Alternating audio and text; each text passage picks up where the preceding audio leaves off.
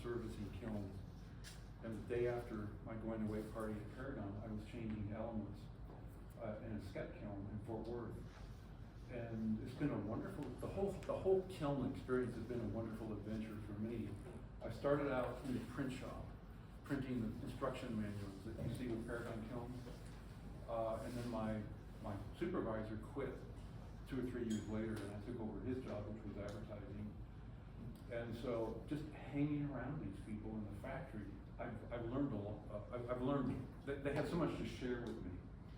And in customer service, whenever someone had a question I didn't know the answer to, I would go out and talk to the kiln inspector, who was also an electrician, or the engineers. So it was a tremendous learning opportunity for me just to hang out there and be around kilns. Because when you're in a factory, you see a whole different side to kilns than you do out here in this part of it. But anyway, one of the worst things you can do with a kiln is to leave it outside. And when I say outside, I don't mean without a roof. Even if you have a roof overhead, if the wind can blow across your kiln, it's going to reduce the life of your kiln pretty significantly.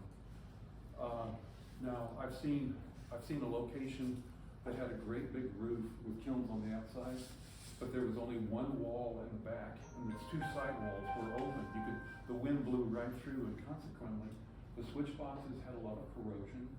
The paint had dust embedded into it, so you couldn't even clean it very well. You could scrub it, but the dust was embedded into the paint. Because Paragon, these are Paragon kilns. Paragon uses a water-based paint, and it's not as hard as an oil-based paint, so the dust embeds into the paint. Now, over at TCU in Fort Worth, it's their kilns. Some of their kilns are on the outside also, but they have sidewalls. In addition to a roof, they have walls on the sides and the back, so the wind doesn't blow across it. I was in Gun Barrel, Texas, working on a kiln that was on a porch. There was a roof overhead. Maybe the kiln was maybe 2 or 3 feet in from the roof, the edge of the roof, the edge of the patio. Well, the left side of the kiln had rust on it. The screws were rusty. The right side of the kiln had less rust. And so even if you have a roof overhead, you've got to protect the kiln on the side from the cold. Because even if you have a pretty generous overhang, the wind will blow moisture and rain right into your kiln, into the switch box. And that is really hard on the controllers. It's very hard on switches. Another thing to remember, when you unload your kiln, and you take the pieces out, do not rub the bottoms, the sand or whatever is on the bottom. Do not clean the bottom over the kiln, because the dust will fall into the switch box. And on a number of kilns, I have seen the top 3 or 4 element connectors coated with some kind of powder, and I think it's because people are cleaning or wiping the bottoms of the pieces off over the switch box, and that ends up inside the switch box. Now, the white powder acts as an insulator on the element connectors, and that causes the element connectors to overheat. So when you take the pieces out of the kiln, move away from the kiln before you wipe, let's say, the sand off the bottom or the aluminum hydrate. It's very important that the wear, and I'm sure you're all aware of this because you have kilns and you've got experience because you're in this club. It's very important to dry the ware thoroughly before you put it into the kiln. Now, some people put it on the lid during the bisque firing. They put the next load on the lid, and they put most of the pieces on the outer circumference of the lid, not too much in the center. I've never tried that, so I don't know from personal experience how effective that is. But I know some people who do use that method. They're using free heat coming off the kiln to dry the ware, which I think is pretty ingenious. You could also put steel carts around the kiln on casters and move them fairly close to the kiln with wear on them to dry the ware from the heat that's escaping the kiln, that's radiating from the kiln. Now, one time my boss at Paragon, John Hohenschultz Sr., heard a complaint at one of the trade shows, this is back in the 90s, from a customer who said her kiln fired very, very slowly. And she complained pretty vigorously. And then she said, and by the way, I don't like the ugly black water that's dripping from the case of the kiln. And then it dawned on him why her kiln was firing so slowly. It's because the moisture inside the kiln had been driven out through the pores of the fire bricks to the stainless steel case, and it condensed when it hit the case. And he told me that a typical 8-sided kiln can hold about 35 pounds of moisture. And once the fire bricks are saturated with moisture like that, they lose a lot of their insulative capacity. And you can tell that's happening because of the water dripping around the edge of the kiln. So if you're going to put moist wear in the kiln, and sometimes you don't have a choice, sometimes you have to because you're firing sculpture, and it does not dry fully unless it's heated to around 200 degrees for an extended period. That was on Clay Buddies just this morning on Facebook. Someone had a piece that blew up into little pieces. You may have seen that. I think it was on Clay Buddies. But people had all kinds of firing formulas. And this is where you would use ramp hold. I asked the girl, the customer service reps at Paragon one time, how many people use ramp hold? And they said, among potters, very few people use ramp hold. Almost everyone uses cone fire. And we're talking about digital kilns. If you have one with switches, this is digital that we're talking about. Cone fire is wonderful because the Orton Ceramic Foundation has designed firing profiles that work extremely well. They have slow, medium, and fast, but if the wear is very, very thick, or if the wear is unforgiving because it doesn't have much growth, and it's prone to explosions, you have to use ramp hold. If it's extremely thick, you can get away with cone fire if you use preheat. Preheat heats the kiln to 200 degrees Fahrenheit for however long you want it to heat at that temperature. And that was added to the controllers in the early 2000s because of the clay explosions that were mentioned in a forum called Clay Art, the early Clay Art email forum. People complained about that. And so Bartlett Instruments, I think it was Paragon that finally convinced them to add the preheat to the kiln. But it's because of the Clay Art complaints about explosions. So anyway, you can get away with heating very thick ware with preheat alone, and then using the slow ramp hold, a slow firing speed in cone fire. But if you need to slow it down even further, you can do that in ramp hold mode. Do you have any questions so far? So, as far as possible, we should not be putting ramp work in at all. Like if we can avoid it, that shouldn't be a practice. You're saying? Yes. Because that water would eventually. That's a really good question. You can put moist greenware in the kiln as long as the kiln is on a preheat mode for an extended period. Like some people we put it in there for 10 hours on preheat. If you do that, the moisture will escape the kiln before it can be driven into the fire bricks. And I think it was Frances Darby at Paragon who first published the idea of using a mirror. She's the one who founded Paragon Kilns, but she put in her early instructions to place a mirror above the top people or above a vented lid. And if the mirror fogs, that means moisture, a lot of moisture is still coming out of the kiln, so it should not be sealed by inserting people plugs and lowering the vented lid. Now, if you have a kiln vent, the Orton makes one and Scott makes one, that changes things a little bit.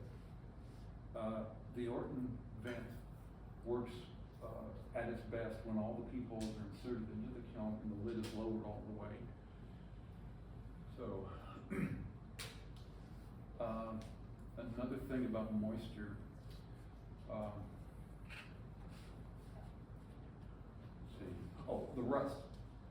If your kiln is left outside, like we were talking about earlier, on a porch with the wind blowing across the kiln, the parts will rust pretty significantly. Kilns are subjected to a lot of rust anyway. Even the stainless steel case, the screw, even stainless steel screws rust. Some of the screws on the kilns are stainless steel. Some of them are nickel coated steel. But even the stainless steel screws rust, and mostly it's the screws that go into the firebricks. If it's the screws that hold together a switch box, those do not rust nearly as much as the ones that are into the firebricks. So, yeah, you want to make sure the What if you have rust like on the handles? So my kiln is it's got sections, and they're the handles on the side, and then they have rust on them. I mean, it's like 15-year-old kiln, but it's got some rust.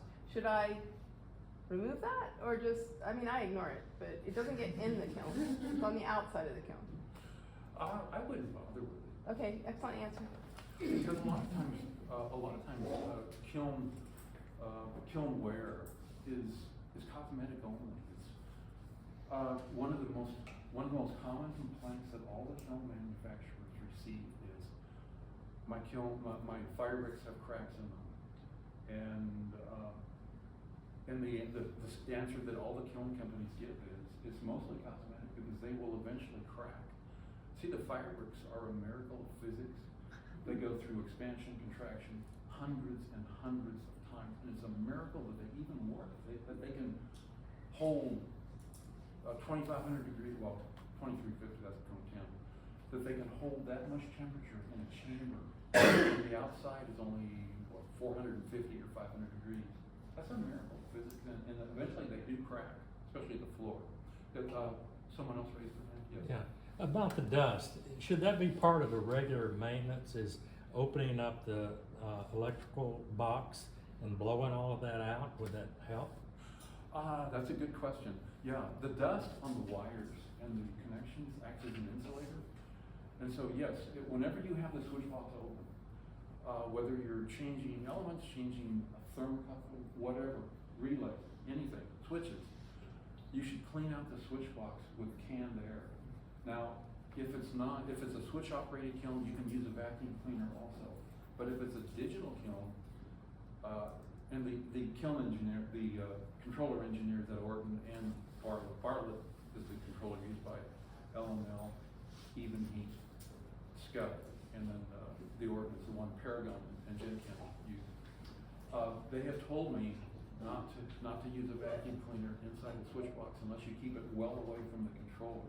And inside the firing chamber too, you want to keep the vacuum cleaner away from the thermocouple because the static charge can transmit through the thermocouple into the controller and destroy the controller.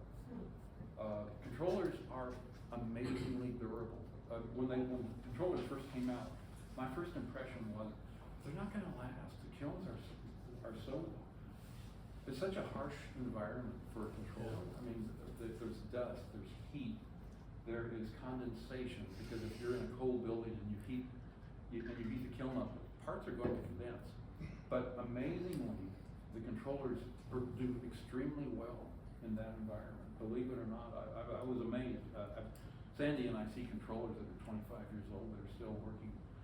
But at the same time, they're also delicate. A static charge from a vacuum cleaner can destroy a controller, and sometimes the damage is hard to find. Sometimes it causes an intermittent error, like some of the controllers. What was 320? I think it was a 328 error code that Orton had when the memory went haywire, minus 328. And so some of even the new controllers malfunction because of a problem with electromagnetic interference. So blowing it off would be better Yeah. than using a Yes, vacuum. yeah. I keep a canned air in my tool bags Yeah. for that Now, purpose. you could use a vacuum cleaner around the inside, Yes. around the elements, Yes. but not in the control box. Well, you could use Yeah. a vacuum even in the control box, but it's probably not. You wouldn't want to have them near the. Let me think. Near the controller, near the thermocouple, and the thermocouple wire. Yeah. And so, I think the risk is too great. Yeah, In fact, I have a air compressor for cleaning out switch boxes. But I'm using canned air because it's so much lighter than taking an air compressor. Well- But now, the grooves should be vacuumed maybe every couple of months, Yeah. depending on how often you fire, because the firebrick powder that accumulates in the grooves can reduce the efficiency of the elements. See, the elements have to get rid of their heat efficiently. If they can't get rid of their heat, the kiln has a hard time reaching cone 6 even.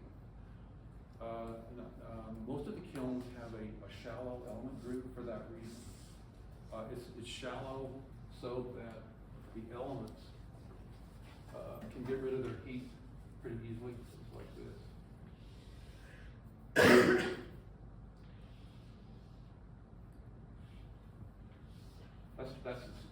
This is like the scut groove. The scut and the even heat. Let's see. The even heat element, about 20% of it is above this edge of the groove. About 20% of it. The scut, even heat, and Olympic, their elements are about 20% above the edge of the element groove. And that's so that the element can radiate heat into the firing chamber. And so, now when dust accumulates down here, that slows down the kiln because the kiln is having a hard time getting rid of the heat from the elements. If the grooves are too deep, the kiln has a hard time getting to cone 6. See, everything about a kiln, kilns are so, there are so many extremely important details in electric kilns that you wouldn't think mattered that much, like the depth of the groove, that's highly critical. Gauge of the element wire, and the size of the coil, the diameter of the coil is very critical. For instance, if the hotter the element, that's right. The hotter the element, the more the coil distorts. And so when you change the elements, it's harder to remove those elements. They take forever to remove. I'm thinking of the Paragon TNF24-3. The top and the bottom elements are very hard to remove. I spent about 45 minutes taking out the top and the bottom ones. So maybe even longer than that. And the center ones are easier to take out because the center elements don't get as hot. But if you reduce the diameter of the coil so that they're easier to remove, then it's harder for them to get the temperature to cone 6. And so anyway, that's one of the little details of element design. Another one, if the coils are too close together, then they start collapsing. And once they collapse, that's a sign that the elements are not going to last that long. And it's usually in the corners. The coils go they're like this, and then they get really close together like that. It's usually in the corners. Now when that happens, that means the elements are not going to last much longer. So when you're looking at a used kiln, look at the elements and see if the coils are nice, evenly spaced. If they're evenly spaced, that means they're probably going to last a long time. You can even tell that from a picture. So you're saying in the corners, that would be in a square kiln? No, in a let's say a 12-sided or a 10-sided kiln. Oh, okay. It's where the bricks change direction, Right. like that. Yeah. It's right here that they start bunching up. And So is there anything you can do about that if you see that's the case? I Can don't you think so. spread Well, them yeah, out? you could They get expand them if you wanted, Mhm. with snap ring pliers. Yeah, Automotive snap ring pliers, that's what I use. yeah. Would it have to be when the elements are hot, or? can Yes, you- they have to be hot, yes. I don't know if it's worth your time to do that though, because it'd be really hard to do that with the bottom ones. Right. I don't know if you would get that much benefit from that. It might, it'd be pretty labor intensive, but Right. but when they start bunching up, that's when they fail. In fact, I was working on a TNF 24-3 in Dallas, and this is a 208 volt kiln, single phase, and it was firing on a 240 volt circuit. Now, even though it was the wrong voltage, it still worked. But the elements got a little hotter than they were designed to get, And so that they started burning out in the corners where the coils were all bunched up. See, the elements were, these were very old elements. They were probably 15 or 20 years old. So anyway, that's when I started thinking, that's where they start burning out, is when they bunch up like that. Is there a safety concern with the age of elements? Because I have my grandmother's Paragon little test kiln from 1964, and I still have it. So I used it for like small little ceramics and little, I used it for precious metal clay. But I have, I wasn't sure. I mean, like, it just plugs into the wall, and I retrofit it with a thermocouple reader through the back hole so that I can monitor the temperature and be careful with it. But I wondered, I mean, it's kind of old. You're wondering about safety? Like, of the fact that it's from 1964, is there some limit to the using? No, there isn't. Okay, well, I still use it, so. I have seen beautiful kilns that were made in the 70s. Because they hadn't been used that much, they were stored mostly, and they were like brand new. I was amazed. You can see them occasionally as used kilns. And now, the one safety thing that you should be aware of if you ever buy one of the older kilns, like it's a Paragon A series, A82B, A88B, A81B. The A series with the three, you can tell it's the A series because they have 3 grooves per brick. And they changed that to 2 grooves later on. Those kilns require a 4-wire circuit, and that is 2 hot wires, a grounding wire, and a grounding wire is this is the green safety wire, and then the line neutral. Francis Darby used to get into lots of fights with electricians over the phone because the electricians, this is back in the 70s, the electricians did not understand the reason. Not all electricians, some electricians didn't understand the reason for the 4 wires, and most circuits are 3 wire, like for dryers. And so they would connect the line neutral and the grounding wire inside the receptacle, the wall receptacle. Well, when you do that, the case on the kiln becomes live.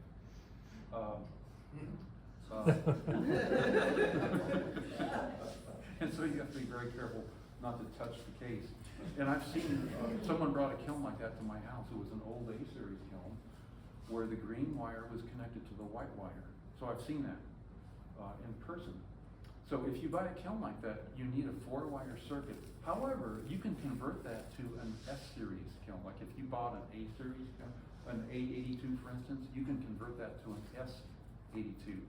See, in the early 80s, Paragon could not get the 4-way rotary switch any longer. It was no longer available, so they converted over to infinite controls. And the infinite control switch requires 2 hots and a grounding wire. That's a 3-wire circuit.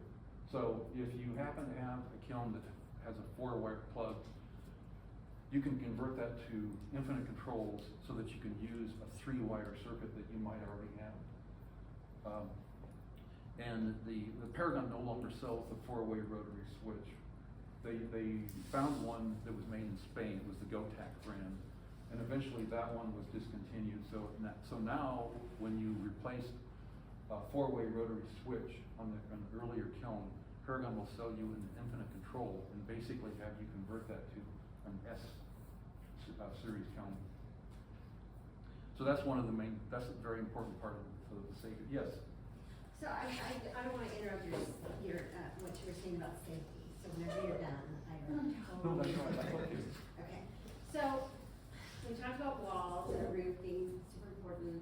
What about what kind of floor is the best floor surface to put it on? I mean, there's concrete, or if it's outside in a shed, sometimes it's decomposed granite or some other stone surface. What do you consider the best, safest surface to keep your kiln happy with? A concrete floor is the best. Now, Sandy and I visited a studio in San Antonio that had a kiln on, I think it was a gravel surface. And if it's on gravel, it's hard to level. It was way out of kilter. But anyway, we fixed that. But the ideal is concrete. So it's super level? It's level, another factor, you don't want to kiln directly against the concrete, because number one, the concrete will act as a heat sink. That means it'll draw heat out of the kiln. And cinder blocks are much better than that of course. But cinder blocks will act as a heat sink to a degree, not nearly as much as having it directly on the concrete. The ideal is a stand that allows air to pass underneath, because the kilns were tested at safety labs in the earlier days. It was UL. All the kiln companies were using UL, and then a lot of them switched over to TUV because they were easier to deal with. But they test the kilns for safety on a stand that has free air under the kiln. And so, if you don't have a kiln stand, you should get one that's designed for kilns. They're sturdy, they're heavy duty. You can get casters if you want. So, you see, I don't know how strict insurance companies are about a kiln stand. If there's a fire, I don't know how strict they are about having an actual kiln stand under the kiln. There was a fire in, I think it was in New York. The owner of L&L told me about it. Someone put a kiln, let's see, they had a kiln, best I remember, they put an L&L kiln on cement board. I think it was cement, no, it was, I think it was kiln shells, I believe it was kiln shells. And then there was a wooden floor underneath the kiln shells. Well, the heat transfers through the kiln shells, and eventually it dries out the wood, and it burned down a building, and L&L was sued over that. So the kiln companies are very, very strict about the type of stand you use under your kiln. Sandy and I were at a high school not too long ago, and you see, these are two Excel kilns sold by Amoco, made in the Scott factory. The kiln stands were so rusted, if you moved the kiln, the legs would have collapsed. And so anyway, we replaced one of the stands, the kiln on the left side, the one on the right side.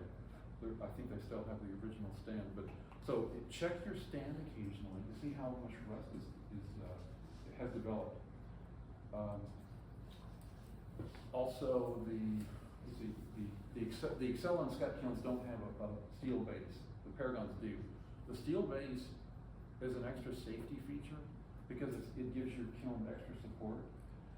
And so if you have let's say a Paragon, look underneath with a mirror, or you can lie down on the floor to look under it, or you can aim your cell phone at it, your camera, to see the condition of the full form steel base. And if it's rusted away, you can replace it with a stand that has a full steel top. It's a heavy gauge piece of sheet metal, and so also that's good for it. See, that's the kind of kiln that we sold to the high school that had the stand that rusted away. We sold them a stand that had a solid steel top because it gives the kiln extra support. Now that same high school had a kiln with a countertop about 2 inches from the kiln, and the teacher had told us that it was that way for a long time. It was a very crowded fire kiln room. The counter had been that close to the kiln for a long time. That's the kind of thing that the kiln companies would be very nervous about, because if there's a fire, sometimes they get sued and it's not even their fault. And so when I go out and look at a kiln at school to work on, like with preventive maintenance, if I see safety violations, I make sure I tell the teacher, and then a lot of times I'll write up a report for the art director also. For instance, in that high school, we had a report about the countertop being too close to the kiln being too close to the walls, and these are Excel. It's the same as the Scott, only that it's a black switch box and some extra deluxe features. But we replaced the springs on the ends, the little cotter pin type springs, because they were getting rusty. So the biggest safety violation I ever see is the kilns are too close to the wall. Would it depend on the kiln size, how far to the wall? Do you, like, you know, I've got 4 different size kilns, so like the biggest one, I know more of the distance, but I've got a smaller one, and I don't know the distance to keep it away from the wall, cause I've got it on, it's on its stand, it's on a concrete slab, it's on wheels, and I pull it out, plug it into the wall to use it, and then I push it back under the counter after it's cooled. But how far away from the wood would it? Scott and Excel specify 18 inches from the nearest wall, and Paragon specifies 12 inches. Okay, so that's in that ballpark. Mhm, Okay, yes. I'm plenty of that. Plugs. Oh, plugs. The first thing I do when I go visit a studio that has a plug plugged into an outlet is I look at the plug. And it's because most people never look at the plug. You should inspect it at least every few weeks. But I would say 1 out of 6 or 7 times the plug should be replaced. Scott uses a very nice plug. It's the Hubble brand. It's probably the most expensive brand. And it's a beautiful plug, it's beautifully designed. And the type that you buy at Home Depot is about $16, and it's very difficult to install. The Hubble brand is a much better brand. Now, a lot of potters direct wire their kiln into a shut-off box on the wall. If you do that, now even that can fail. I was at one studio in Dallas where, this was a brand new switch box I was installing. The Hubble plug screws were loose. They were hand tight in a brand new switch box, straight from the kiln factory. Hand tight screws. Someone just forgot to tighten them in the factory. Well, I was taking that off anyway because they wanted the kiln to be direct wired. It was already direct wired. I just changed the switch box and digitized a manual kiln. But the screws were loose inside the electrical shutoff box. So even if you have a kiln that's direct wired, the screws can be loose. That happens because someone forgot to tighten them who installed the shutoff box. It's rare for an electrician to have loose connections. The electricians do it for a living, and their connections are almost always nice and tight. In fact, when I'm working on a kiln, I can tell who installed the electrical connections. If they're nice and tight, it's someone who has done that a lot. Almost all thermocouples are loose. The screws are almost all of them are loose. Yes? So I'm a new kiln owner-ish. I've had it for about a year, and I'm just wondering if you can speak a little bit to like what should be the first things. I'm like pretty confident firing it, but I'm about 30 firings in now, and so I'm kind of like wondering when the first maintenance things are going to be, or like what sort of things should I look for and learn as the elements kind of go on and time wears on, I guess. And if you can speak in use. What brand is it? It's a Scud. Okay, the Scott kilns, from my observation, they get a minimum of 150 firings. That's alternating between 06 and cone 6. That's 150. But I've seen them go as high as 200, 225. Now, if you're only firing to 06, they'll last a long, long time. Any brand of kiln elements will last a long time. It's a digital kiln, isn't it? It's not the touch screen though. It's not the like fancy one. But it has a controller. I suggest that you use cones on the shelves. The cones will let you know if there's temperature drift, because the thermocouples drift in temperature as they age. And what happens is, the thermocouple is 2 dissimilar wires that are welded at the tip, and they generate a very faint electrical signal. And as they develop corrosion and they start to wear, that signal weakens. And a weak signal causes the kiln to fire hotter. And that happens very, very gradually, subtly, gradually. But if you have cones in each firing, you'll see when it starts to happen. Now, one time the the director of Fording, was visiting us at Paragon. And we were talking about witness cones. And he said that he used to work in a factory that had kilns where they fired kilns regularly. I don't know what kind of a factory it was, but they had a big, long 1x4 shelf along the wall. And they would take, these are cone packs. I think they were cone packs. They might have been self-supporting cones, I don't remember. But they would put the last cone on the left side and the one on the right side would fall down. And they had a history of all the firings at a glance on a 1x4 shelf. So as the temperature started drifting, they would see that immediately and they could change that with thermocouple offset. Thermocouple offset compensates for temperature drift so that you can continue to fire the same program without altering it. You don't, I mean, you can compensate for temperature drift by adding a few minutes of hold. You can do it that way too. If you don't want to mess with thermocouple offset. Thermocouple offset on the Scott kiln is hidden inside the options. It's the secondary set of options. The first set of options is not there. It's a secondary set of options. And so if you don't want to use thermocouple offset, you can just add a few minutes of hold time to compensate for the temperature drift. Wait a minute, weak signal means hotter. Yeah, you'd want to use, you'd want to do the opposite. You'd want to have the kiln fire a little cooler by thermocouple offset. You could adjust the if you're using hold, you could reduce the hold time. There's lots of different ways. You could use ramp hold mode and change the temperature itself. So, I was once having a problem with firing, so I talked to the Scott technician.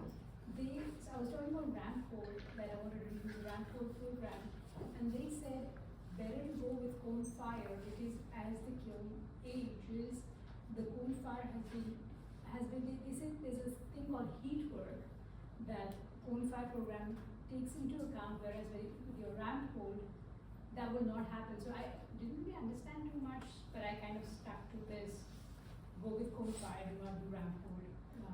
So what are your thoughts on that, like heat work? The cone fire mode is patented by Oregon, and it's because they have an algorithm built into it. If the elements are starting to age and the kiln is taking longer than it's supposed to, if it can't keep up with the program, it'll extend the firing to compensate for that. It's an algorithm built into it. Now that's not built into ramp hold. With ramp hold, you have to adjust the temperature yourself. Looking at your cones. Yes, so the cones bend Okay. to a 6 o'clock bend. But with cone fire, yes, it's built into the cone.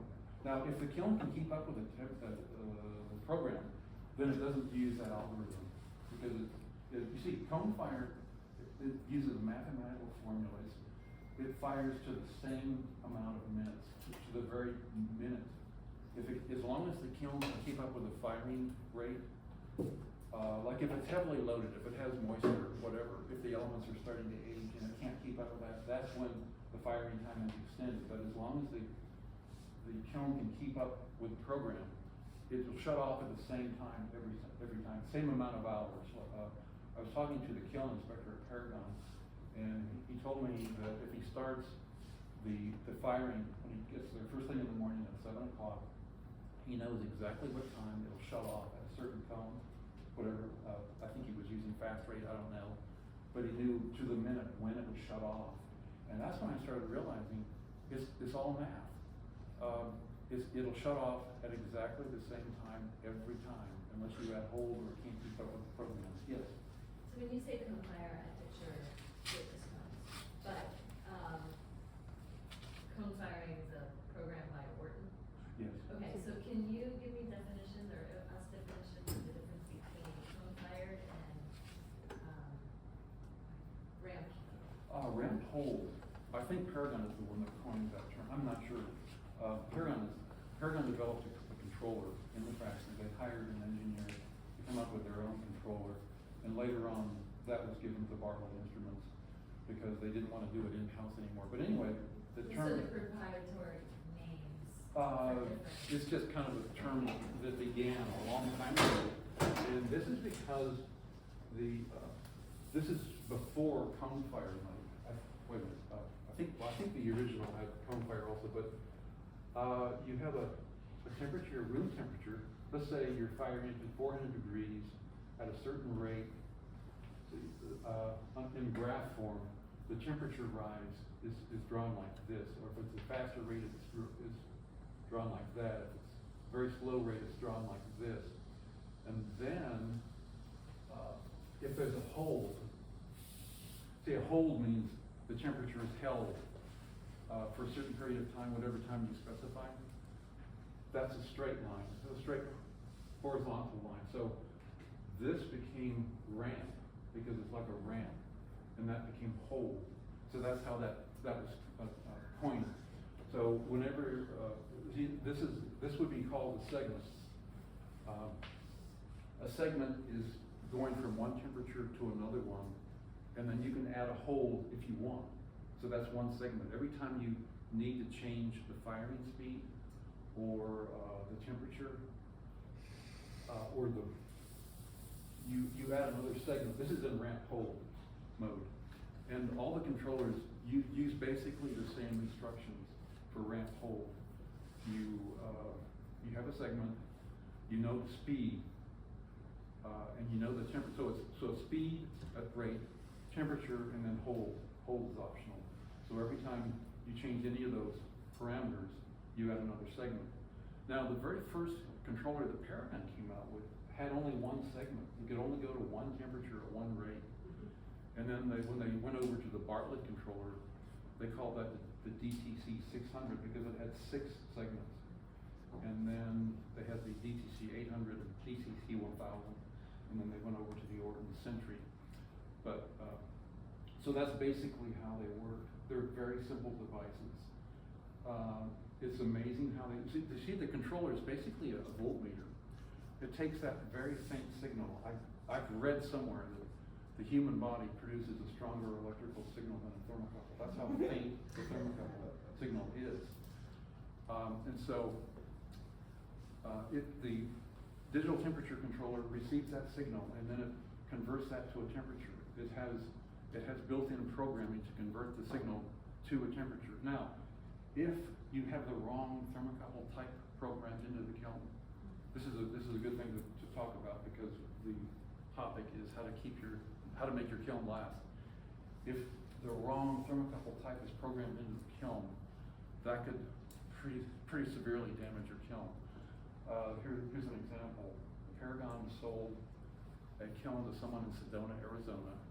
It was a Dragon front loader, stainless steel, a beautiful kiln with S-type thermocouples. I believe it was 3-zone S-type. S-type thermocouples. Do you know what an S-type thermocouple is? Okay, an S-type thermocouple it has very expensive wires that don't corrode as they age. Theoretically, there is no temperature drift in an S-type thermocouple. Well, it has a weaker signal than the standard thermocouple that most kilns have. The standard is the K-type.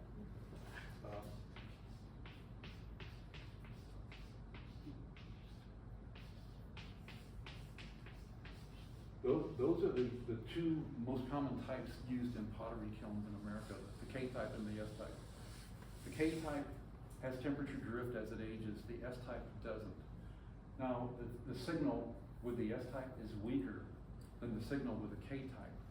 So if your controller is configured for the S-type, but you actually have a K-type controller, the kiln will overfire pretty significantly. It'll overfire to the point where the bricks have shrinkage cracks.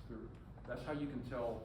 But if you're buying a used kiln, you're looking at used kilns, that's one of the things to look out for. If you see vertical cracks in the fire bricks, that means it's been overfired. This is where the fire bricks actually shrink, because if they're held at cone 10 for an extended period, they start shrinking. They become, the corners widen, they have a gap, and then there are vertical cracks. Usually 2 of them across the face of the fire brick. But anyway, that can happen if you have the wrong thermocouple type programmed into the controller. And there, on the Bartlett controllers, there's a little pin on the back that has to be there for I don't remember, whether it has to be the S-type or the K-type, but anyway, you have to be, if you see that little pin on the back, it's very important that it's for the correct thermocouple type, and then also, the controller has to be configured for that thermocouple type. But anyway, there was something wrong with the controller, so Paragon sent out another controller under warranty, but it was configured for the wrong thermocouple type, and it overfired that kiln pretty significantly, because it was the wrong thermocouple type. So anyway. Do you recommend switching over to, S-types? S-types are nice, as long as you have a system that deals with the K-type temperature drift. I wouldn't worry about it. Now the S-type has, since it has a weaker signal, it's more prone to problems than the K-type. The K-type is easier to tighten. If you're using an 8-gauge thermocouple like Scott uses, 8 gauge is the thick thermocouple, or the 14 gauge like Paragon uses, that's the thinner one. You can tighten them fairly securely without worrying about damaging them. The S-type is more sensitive. Let's see, some of the connections are more sensitive.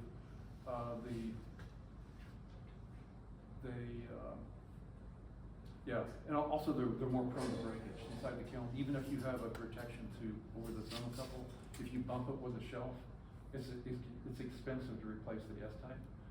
And most thermocouples that I replace in kilns are bent. That means they've been hit with a shelf. And it's very easy to do. That can happen with anyone. How much experience you have, you can bend a thermocouple. And so I always pull it out into the firing chamber rather than remove it from outside the kiln. Because if you remove a bent thermocouple, the thermocouple hole gets enlarged. And if it's enlarged, that reduces the accuracy of the thermocouple because air will come in through the thermocouple hole. So a bent one has to be pulled into the firing chamber rather than pulled out through the switch box side of the kiln. Talking about thermocouples, another very important thing is to keep the thermocouple wire separate from the other wires. The thermocouple wire is the one that goes from the thermocouple over to the back of the controller. That wire has to be kept separate from all the other wires because they're so sensitive that if the wires going from the elements to the relays are close to the thermocouple wire, that will cause electromagnetic interference. And that can be enough to throw off the temperature. And a lot of times it's an intermittent type of problem. That means it's hard to track down. It's hard to diagnose because it's not always there and then sometimes it is there. Yes? Okay, so I've got Paragon, I've got an old Kiln Paragon, but it's got a Sentry 3.0, but that's not actually mounted onto the kiln. I've mounted it onto a wall. Do you think that's a good idea?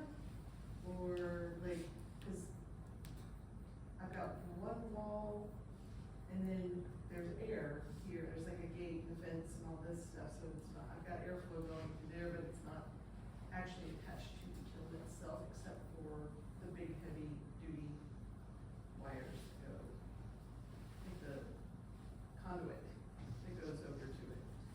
Should I build like a little box to protect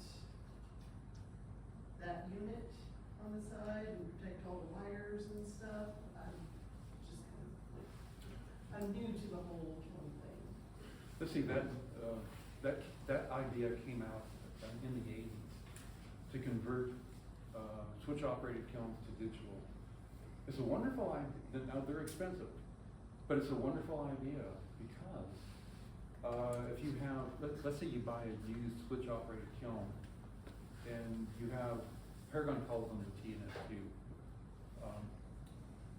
If you have the TNF2 box, you can use it on that kiln, and then if something goes wrong with the kiln, let's say it overfires or whatever, and you have another one, as long as these kilns are of the same amperage, you can use the TNF2 on the other kiln also. You can use them on multiple kilns one at a time. It's a good idea. Now, having a separate box is a great idea because the controller stays cool that way. That's one of the things I like about the Even Heat. The Even Heat has a little controller that comes out from the switch box like that. That's brilliant thinking, because air can flow past the controller, and it's away from the kiln. It's critical that all the components in the switch box stay cool. If they're staying fairly cool, they're at about 130 degrees Fahrenheit.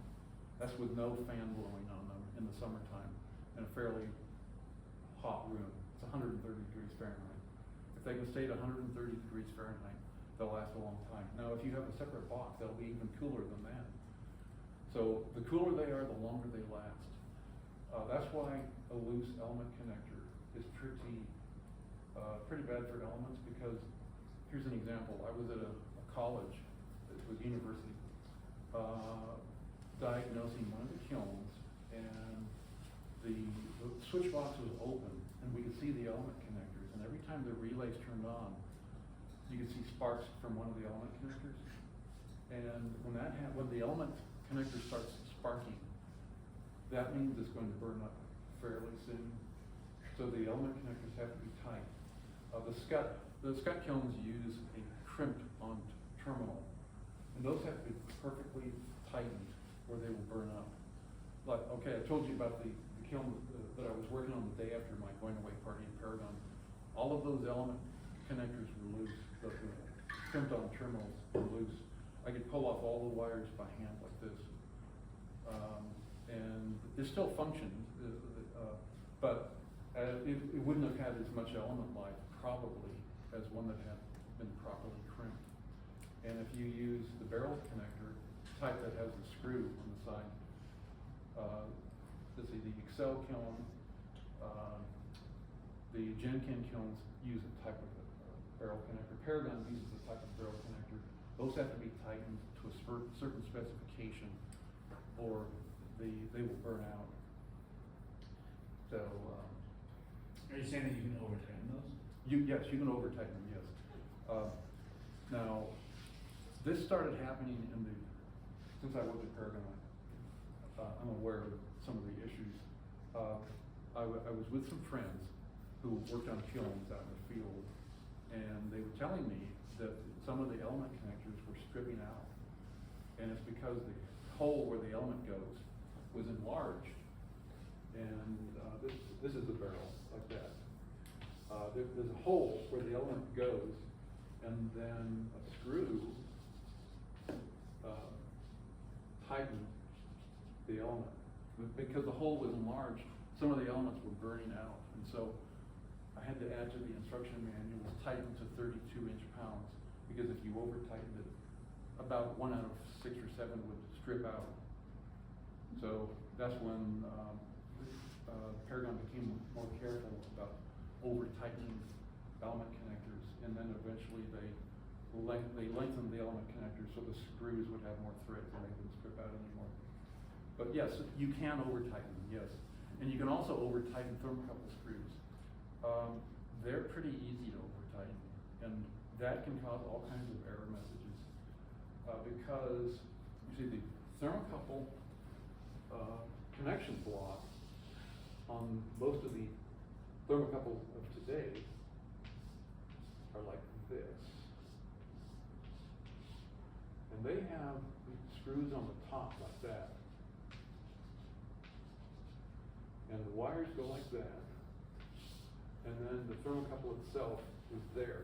Now, if these wires are tightened too much, it'll break if those screws are tightened too much, it'll break the wire, but you won't know it, because visually it'll look perfect. You could even tug on it and it'll feel tight. But if it's over tightened, it'll break the wire, and as the kiln heats up, that wire can sometimes move away from the screw as it heats, and then come back toward the screw as it cools down. And so you get error messages that are hard to track down, because when you look at the thermocouple block, it looks perfect. That's why thermocouples are so tricky to install. If they're tightened to the wrong degree, you can get intermittent error messages. If they're not pushed into the kiln far enough, it'll throw off the temperature to an extent. If thermocouple wires are too close to the other wires like I told you about, that can cause electromagnetic interference. If the screws are too loose, that causes all kinds of problems. Sandy and I went to a studio because they had problems with one of the new scut kilns. And these screws were only hand tight. Those right there, they're just hand tight. I didn't need a screwdriver to loosen them. And whoever had installed that had forgotten to tighten the screws, and it's very easy to have them. It happened to me one time, almost. I was talking to a customer as I was installing her thermocouple, and I put the switch box back into place, and I thought, oh, I didn't tighten those, and I opened it up, and sure enough, I had not tightened it. So when you work on your kiln, you have to have total concentration. You cannot talk to people. It's very easy to make a mistake. And if you make another common mistake is terminals on relays. If some of the wires come off very easily, and these are the smaller wires that go. This is a standard mechanical relay. These two terminals have wires that go from the controller to turn on the elements. Now, those are thinner wires than the other wires, and so they come out of the push-on terminals pretty easily. And if they're loose, they look like they're perfect. But if they're loose, you'll get intermittent firing problems of all kinds. So when you change relays, you have to make sure that everything is perfect, not just that you have a new relay. Old wires and old terminals cause havoc with digital kilns, absolute havoc. If you have what appears to be a lemon kiln, it's probably not anything more serious than loose wires that are the original wires that came with that kiln, the original push-on terminals. That causes all kinds of error messages, all kinds of firing problems, relays that burn out frequently. All it is just wires and terminals. Yes. My question was, earlier you had said to keep the switch box under 130 degrees. What are some strategies other than the fan? All right, with the scut box, scut does not have ventilation slots on the sides, but they do on the top and the bottom. And their thought is, I'm guessing, I don't know, but I think their thinking was that if they have ventilation slots on the sides, air will go through there and dust will accumulate inside the switch box. And that's probably a valid concern. So you have to place a fan underneath the switch box so that it pushes air up through the switch box like that. Now, if you do that, you see the kilns they heat up the air all around the kiln for about a distance of 2 feet. The heat gets up, okay, in summertime in Texas, the kilns get to, the kiln room might be, I don't know, 115, 110. Shouldn't be, you should never let it get over 110. But as you get closer and closer to the kiln, the temperature goes up. And if you blow air through the switch box, that is taking air from the floor and pushing it up through the kiln, and that reduces the temperature of the switch box pretty drastically. Now the kiln will shut off if the controller gets to 158 degrees Fahrenheit. And the kiln company can adjust that if they want. But it's generally 158 degrees Fahrenheit, because beyond that temperature, the controller components will malfunction. They'll lose memory. I've seen that happen in a kiln at a school. The school was in a very small room. Kiln was in a very small room, and it had an independent air conditioner. And the air conditioner failed during operation, so the room got so hot that a tray that had wax in it melted. The wax was completely melted inside this tray, and the controller malfunctioned. When I checked out the last firing temperature, it was something like 3,000 degrees. And so that indicates that it had lost memory. And when that happens, the controller should be replaced. It's just not worth trying to fix a controller like that. If your controller is giving you error messages that are completely illogical, like 3,000 degrees, there's something really wrong. At another school, one of the controllers turned on all by itself after the teacher went on vacation. And now fortunately that one only went to 1,800 degrees. And she left on vacation, I believe it was on a Friday. The maintenance people were in the kiln room for one reason or another, and they noticed that kiln was on at about 1,800, and they thought that was normal. Someone was firing the kiln, so they left it alone. And they came back on Wednesday that same week, and it was still at 1,800 degrees. So they had me come out and find out what was wrong, because it turned on all by itself. And I did a lot of tests with my meter, and finally decided that the controller had malfunctioned.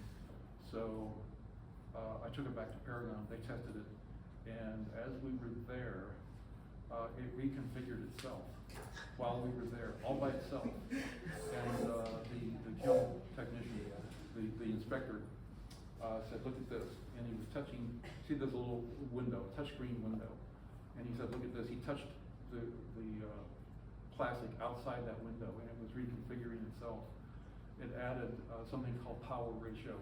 Power ratio is where you can, this is for kilns that have elements in the lids, elements in the walls, maybe an element in the bottom.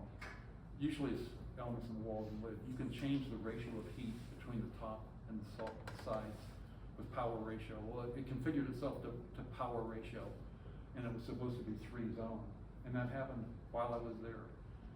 And now, if you send the controller back to the manufacturer, that's Bartlett or Orton, and you don't tell them what's wrong, they won't know. The same problem might not occur again at their shop.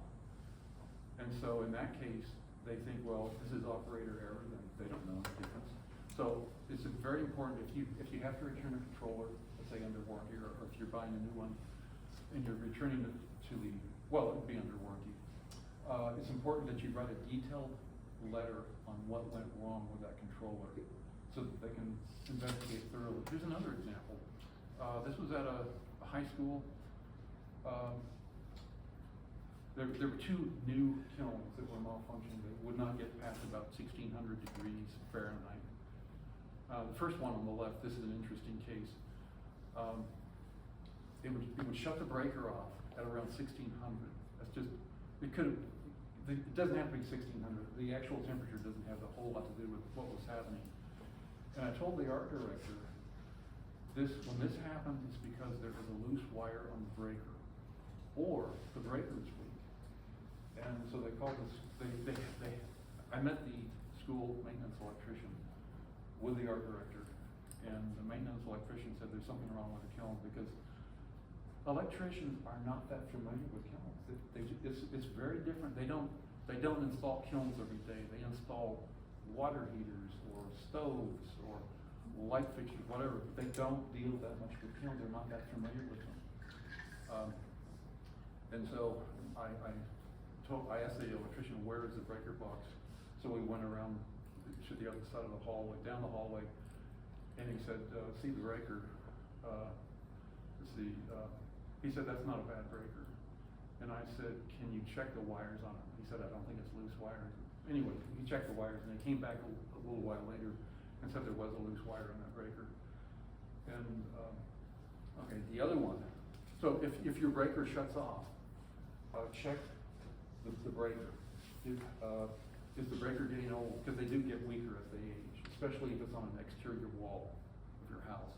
If it's on an exterior wall and the sun is hitting the breaker box, and I've seen lots of breaker boxes on the outside of homes, that'll tend to shut off the breaker because the breakers are heat sensitive. And then secondly, so weak breaker, sunlight shining onto the breaker box, kiln too close to the breaker box, the heat will affect the breakers and make them trip prematurely. Loose wire on the breakers. Here's another example. This is someone had a scut kiln that had switches, and she had replaced the switches, and the breaker kept still shut off at around 1,600, 1,400, 1,600. So she was about to change the elements, thinking that would fix the problem. And a friend of mine had her send me an email to give my opinion, and I said, why don't you have an electrician check the breaker? And he went out and he told her, there's nothing wrong with your breaker, but I've replaced it anyway. The only problem was a loose wire on that breaker. But even though there's nothing wrong with the breaker itself, I've replaced it anyway, because I'm here anyway. And that solved the problem. It was that simple, just a loose screw on a breaker. And that's the thing about kilns. A lot of times, a problem that seems maddening, that'll drive you crazy, is just something really small. It's not relays, it's not elements. Sandy and I went out to a high school because the teacher wanted new elements. Well, we didn't question that. We bought the elements. It was a skep kiln. We replaced the elements. And I checked it with an amp meter, and it was only getting 2/3 amperage. So I checked the relays, and one of them was dead, so I replaced the relays while I was there. But I was thinking, it probably didn't even need new elements. So a lot of times, it's something much simpler than you think it is. Here's another example, and I've seen this lots of times.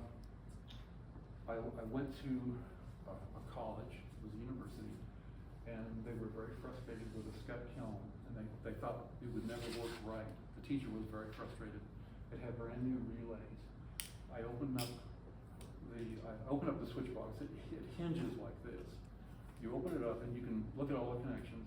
Well, there's a little power strip. As you open the switch box, it looks like this. It's got, push-on terminals. Push-on terminals like that, a whole series of them. Now, Scott uses an insulated push-on terminal, and it's because they have a piece of sheet metal there where this power strip is, and they're worried that the push-on terminal would short out, so they have plastic covers on their terminals. Well, one of them was black, well, not black, it was brown looking, which means it's gotten too hot, and sure enough, it was loose. You could pull it off like that, it was loose. Okay, that will fail eventually. Then there's a heat baffle that you take off, and it's got the switch box, and on the inside there are all kinds of connections. I could tell that the wires were original. This might have been a 15 or 20-year-old kiln that had the original wires. Probably most of the terminals were originals, and they all pulled off easily like this. And they had me come out to replace the controller. A controller is kind of expensive, but all it was wires and terminals. And that's why even a brand new relay had failed after only a couple firings. Yes? So then how often would you want to replace the wiring? They're not that expensive. Well, so I've replaced it before, but it was on like a used kiln that I bought, and it was all like rusted out, like the relays didn't even work, so we replaced the relays, replaced the wire harness. But like, how often would you want to replace all the wires in a control box? That's a really good question. You can tighten the terminals with pliers, and they'll last longer. But once they lose the spring tension, you may as well replace them, because your labor is worth way more than the wires. It's worth way more than the terminals. And they should be replaced with wires and terminals that you get from the kiln companies. They have spent a lot of money and time sourcing the right wires for their kilns. And if you go to another source like Amazon, you don't know what you're getting, especially Amazon. You have no idea what you're really getting. You can get high temperature stainless steel push-on terminals for your kiln. They're probably not going to last as long as what the kiln companies offer you, because the stainless steel is not that important in a kiln. Stainless steel push-on terminal sounds like it'd be wonderful because it's rated to 900 degrees, but it doesn't mean it's going to last longer. In other words, is it going to stay tight for a long time? That's the main thing. You want it to stay tight for as long as possible. And yes? What would you recommend in terms of moving the kiln? Oh, that's a great question. It depends on how far away would it be. From Lakeway, Dustin, so that's probably 50 miles, 40 miles. I would recommend, someone gave me a kiln one time, and I moved it from Dallas to Converse, which is near San Antonio. And I used ratchet straps to hold everything down tightly in the back of my pickup truck. And I used ratchet straps around the kiln. I used bungee cords and ratchet straps. make sure everything is nice and tight. It's all pressed down tight. If you don't do that, you'll have severe brick damage. If the lid is allowed to bounce even slightly, even a tiny bit, the bricks will all be eaten up on the top row. I've seen it happen at Paragon. People have returned kilns either to be repaired or under warranty, or the shipping companies return them if there's damage. I know immediately how the kiln was packaged just by looking at it. If the bricks are all chewed up where either the door or the lid goes, if it's all chewed up, it means the door or the lid bounced. And the 16 or 18 wheelers, they are fairly rough on kilns. And the kiln companies have spent a lot of money and put a lot of thought into how to pack the kilns so they don't get damaged in shipping. And they don't do that on their own. The kiln companies don't figure that out on their own. They have the shipping people come in and tell them what they recommend. I've sat in on some of those meetings. Paragon used to use styrofoam under the kilns, between the skid and the kiln. And styrofoam compresses, and it was Olympic kilns. This is back when I was a competitor with Olympic. The kiln companies share information with each other. They told me you shouldn't use styrofoam under the kiln because it compresses, and the straps that hold everything down loosen. And so I shared that with the shipping department, with the management of Paragon. They changed the cushion from styrofoam to cardboard because it doesn't compress like styrofoam does. So now that's not going to matter with you because you're just going 50 miles, so it's not that hard. As long as you make sure everything is tightened, nothing bounces around, your kiln should be fine. Now, as a precaution, you should put some packing sheet between the lid and the kiln because that's so critically important. A lid is very expensive. And the top rim of firebricks is expensive, and the labor to replace that is terrible. It takes a lot of time and effort to replace all that. So just take a piece of packing sheet. It's styrofoam. It's about 1/8 of an inch thick, and it comes in big rolls. I don't know where you would buy it, but the kiln companies use it, and that adds an extra bit of cushioning between the lid and the top rim of firebricks. So But you probably, it would probably be a good idea to like hire somebody like you to come in and check those wires, right? I mean, if every wire in the connection is gonna be loosening from the travel to use kiln. that's a good point. I do preventive maintenance. And if I change the thermocouple, I do preventive maintenance while the switch box is open. And you should do that too. If you work on your own kilns, do not just change parts. If you do that, your kiln will gradually lose its reliability. Like when you change elements, do not just change elements. Also do preventive maintenance while the switch box is open. And by that I mean, make sure that all the wires on the power strip are tight. If they feel loose, then change the wires while you're doing this. You can get the wires from Scott. You can get them from any kiln company. Change the wires if necessary. Let's see. Well, whenever I change elements, I also check the thermocouple. I make sure the 4 screws are nice and snug because they're usually loose. That's why I know from just observation that they're usually loose, because I think people are worried about tightening them, over tightening them maybe, so they don't get tight enough. Because like I say, if you over tighten them, you'll have intermittent problems with your thermocouple. But yeah, and then when you change relays, all the wires should be examined very carefully for overheating. Once the wire overheats, you see the wire has 2 types of insulation. The inner insulation is silicone, and then the outer insulation is fiberglass. So it's a stranded wire like that, and then it has silicone insulation, and then fiberglass insulation. Well, if the wires get too hot, the silicone insulation embeds itself between the strands of wire. So if you change the push-on terminal, you've got to dig out all the silicone insulation from between the strands of wire. Otherwise, that'll be a point that'll fail eventually. If you install a new push-on terminal, and if you don't install the right kind of push-on terminal, that will also fail prematurely. The sign, the first sign that the wires in the switch box have gotten too hot is discoloration. Black wires will no longer be black, they'll be gray.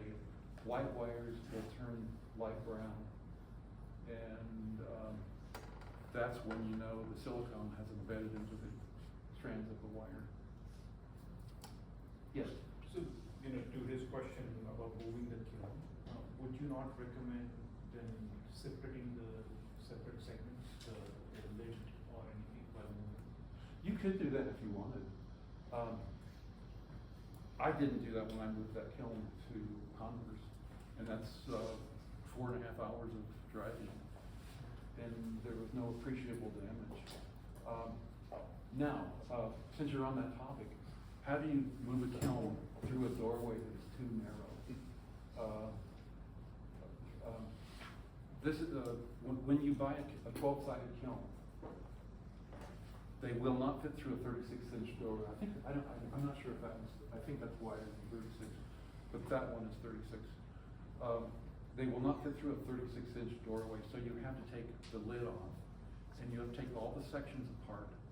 And when you do that, let's say you buy a kiln and you've got to move it into your backyard studio.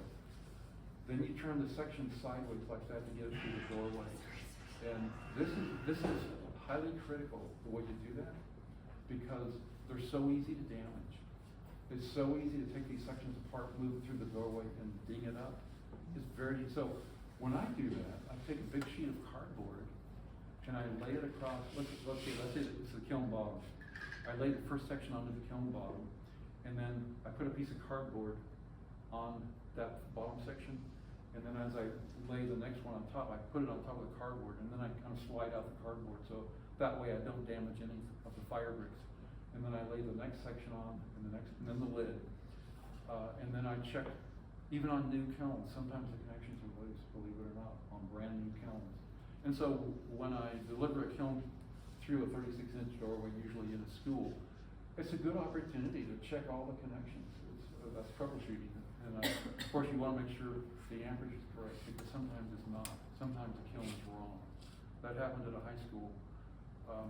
Trinity Ceramics in Dallas paid me to go deliver a kiln to a high school, and it was the wrong amperage, the wrong voltage, and that causes mass havoc. With customer service, the principal was pretty upset. Trinity Ceramics said, no, you ordered the wrong one. No matter who made the mistake, it doesn't matter, but it still means you've got to change, in most cases, you've got to change the elements. And if it's the wrong phase, a lot of times you can do a conversion without changing the elements. Yeah. If you suspect you have a bad element, how do you check it? That's a really good question. I have a meter. My favorite brand of meters is the Fluke brand. And I got that from Claire. That's the Potter's on Claire recommended the Fluke. And so that's the one I bought. And you check it with an ohm meter. Now you have to disconnect the power. And with the Scott kiln, the Scott uses crimped-on terminals, and the elements on most of the models are wired in, I believe it's in series, I think. At any rate, whether it's, no, not series, they're wired in parallel. The top two are wired in parallel. It depends on the model, but anyway, if elements are wired in parallel like this, see, this is just the elements are not wired that way in actuality, but electrically you can draw it that way. If you check the resistance of an element is measured in ohms. And if you check you put the needles of a meter on the element connector, like that. And if two elements are wired like this, you can't check the resistance of one element without removing a crimped-on terminal, and if you do that, you risk damaging the element. So Scott has published a list of element resistance that you should get. Like if you have those, if you measure those two, you get a certain number of ohms. But anyway, that's how you check it. You check the ohms of the element. Now, if it has the correct ohms, you know that the element is still okay. It's not broken anywhere. And a lot of times you can find a broken element just visually. A lot of times it breaks. Usually when an element runs out, it's at the element connector, and that I've seen that out in the field quite a few times. And that reminded me, when I first started seeing that, it reminded me of something Frances Darby said in one of her early kiln seminars, because I used to sit in on the kiln seminars when I was a new employee, even though I was working in the printing department. They had it in the printing area, and I would work at my light table, opaquing film and whatever. So I sat in on some of her seminars, and I remember her saying, our elements go 3 times around the firebricks, and they have only 2 element connectors per 3 grooves. And she said the more element connectors you have, the greater the chance of an element failure, and she was right. Anyway, so a lot of times when an element fails, it's at the element connector, and sometimes you can install another element connector and continue to use that element.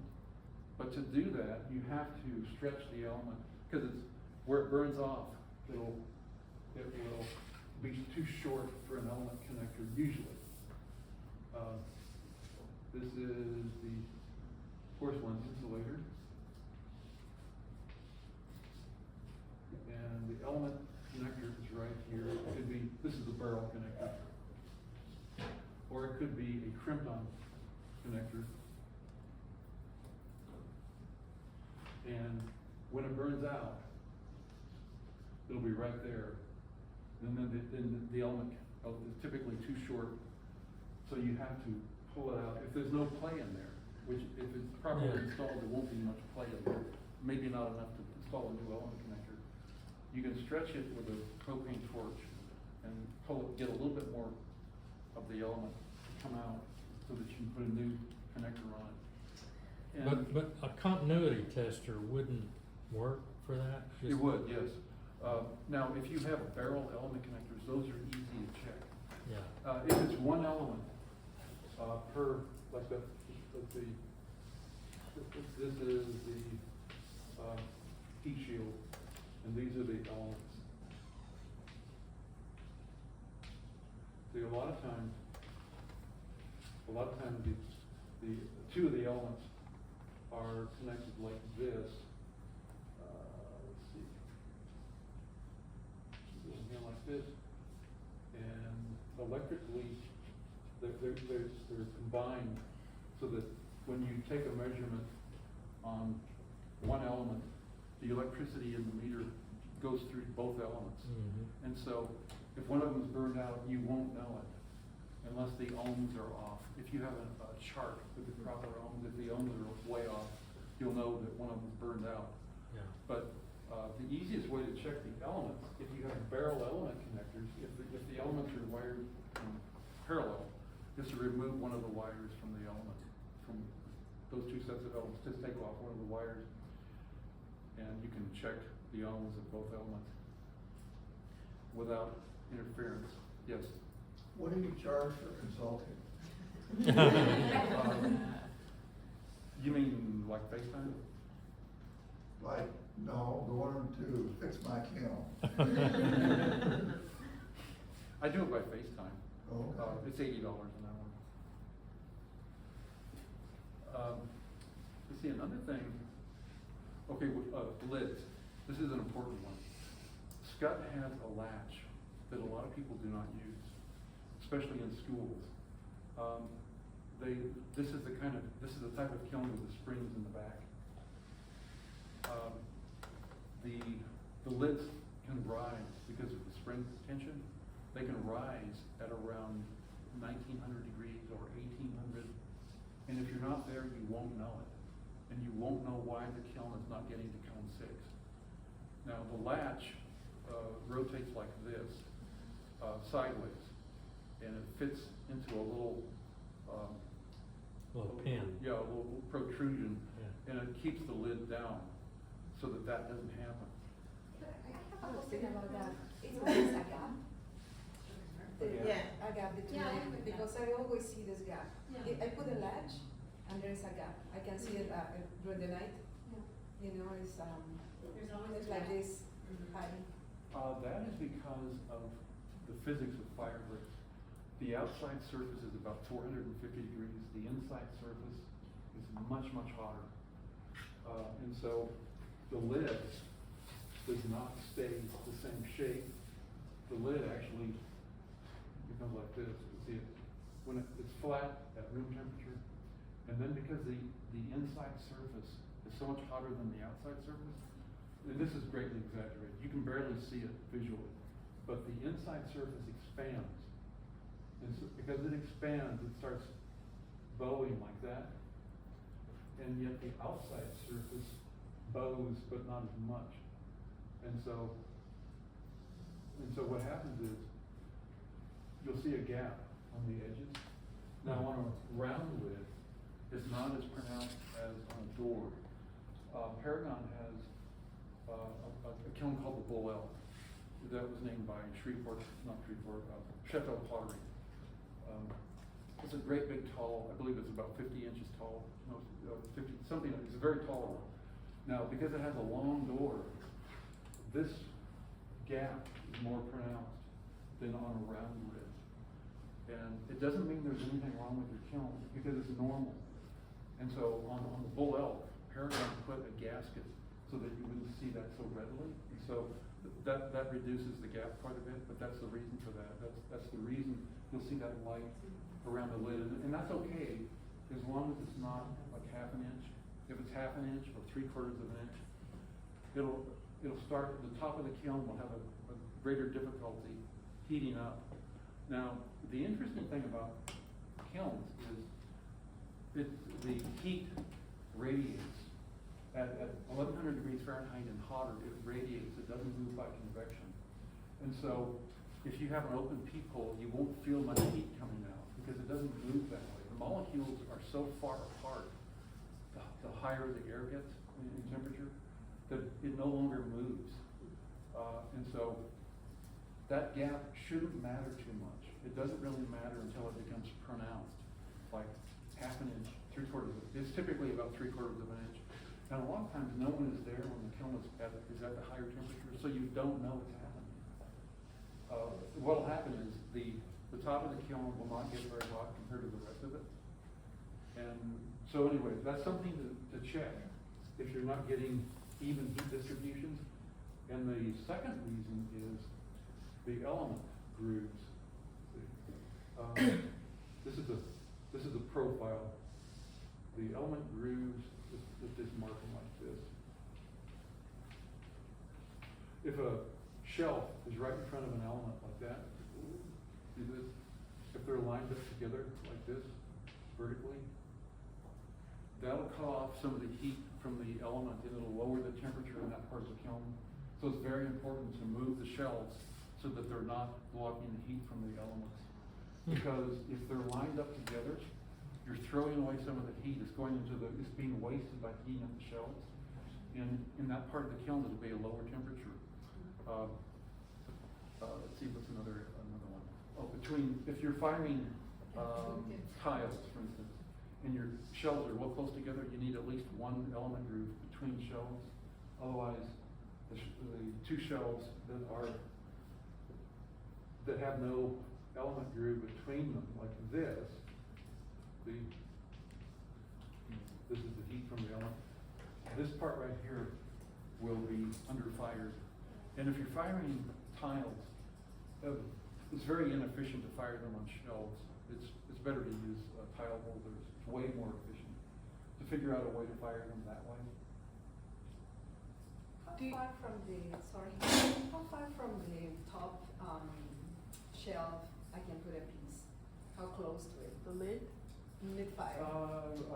Well, there should be one row of element between the lid in the top shelf, minimum 1 row, and probably more than that, because the hardest area of a kiln to heat is the top and the bottom.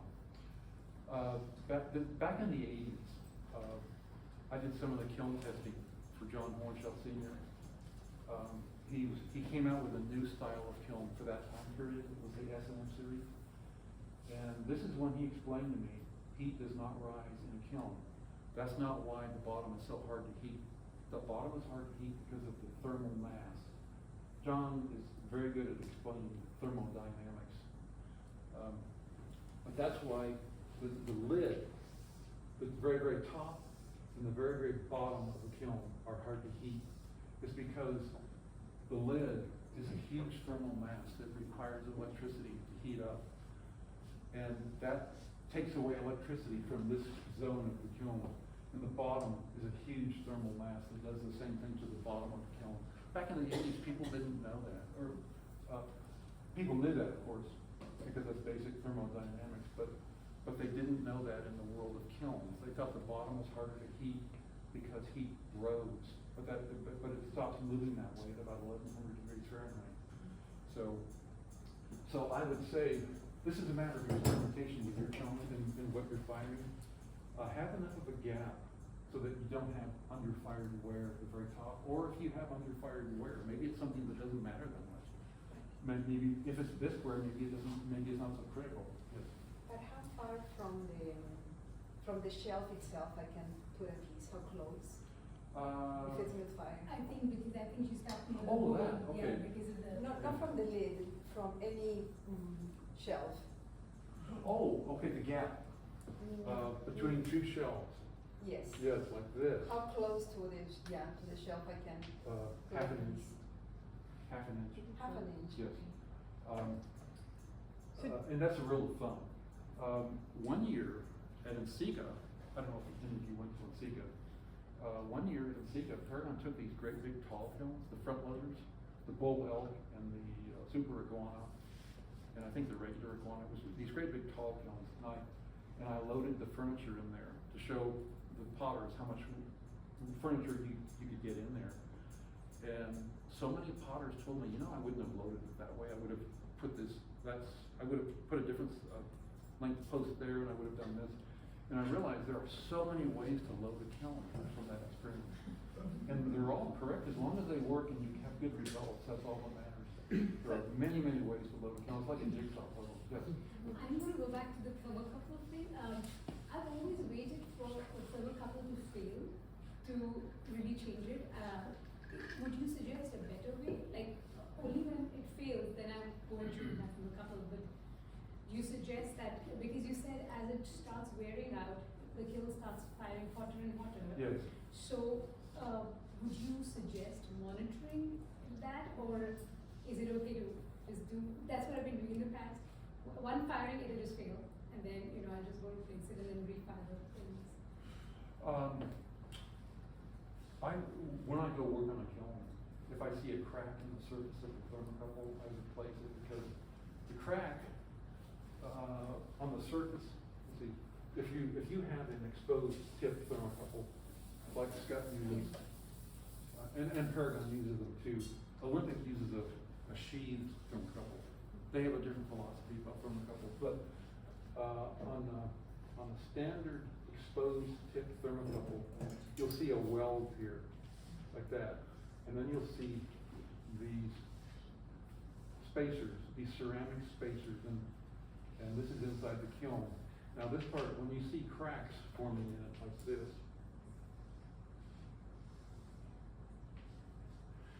that's when I replace them. I have seen incredibly worn out thermocouples that still work.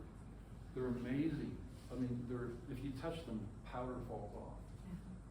And the wear is at the first inch. As they go farther, as they enter the kiln wall, the wear is reduced drastically. But they're not that expensive, and the wear in your kiln is worth way more than a thermocouple. So if you can replace them when you start seeing cracks in the tip, that's a good time to replace them. I mean, they might last another 30 or 40 firings, but, if you can fix it before it fails, that means you might save a load of wire that might have. Now, you're saying cracks in the thermocouple, do you mean the little ceramic, sleeve on it, or the tip end? The metal, the weld on the tip. Now, some of the thermocouples That's okay. are I have enclosed, they're similar encapsulated questions. in a covering, and you can't see the tip on that. Yeah. But you can check the other end of it. Yeah. Paragon used to use these. They were made by, the first ones were made by,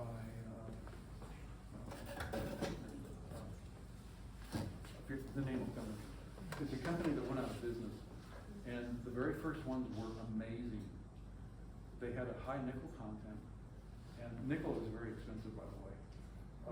And they lasted a long, long time. I remember the tests in the factory. And that company went out of business, and the subsequent thermocouples were not as good. And this is inside the kiln right here. This is the other end of the wall, like this. Okay, this part here, where the wires come out, like that, thermocouple wires, this has an epoxy seal. This is the Pyramation brand thermocouple that Paragon used to use. And the epoxy seal, we found out, was not rated to 2250, or I think the maximum temperature it was rated to was 2150. And we found out that the epoxy was burning out right away. Someone brought a kiln to Paragon because it was 100 degrees off in temperature inaccuracy. And I thought, that's amazing, because the engineers at Orton had told me the maximum thermocouple is usually off is about 40 or 50 degrees. Well, this one was well over 100 degrees. And so I put a brand new thermocouple in it, the Pyramation brand, and it burned up the very first time I used it. The epoxy burned up. And when that happens, it smells like cigar smoke. And once the epoxy burns up on this end, then it drastically loses accuracy. Like 100 degrees is a lot for a thermocouple. We're talking about type K thermocouples. And the reason it loses accuracy is the nickel content tube is stuffed with magnesium oxide, so white powder.